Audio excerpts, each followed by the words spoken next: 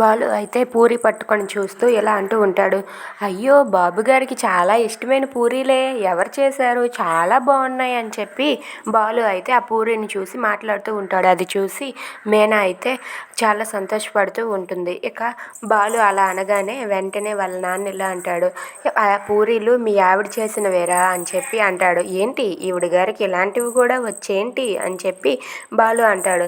ఏంట్రా మా కోడలు తక్కువ అంచనా వేయకు అని చెప్పి అంటూ ఉంటాడు బాలు వాళ్ళ నాన్న. ఇక మీనా అయితే బాలుకి పూరీలు వడ్డిస్తూ ఉంటుంది. బాలు అయితే త్వరగా పూరీలు తినేసి ఇలా అంటాడు.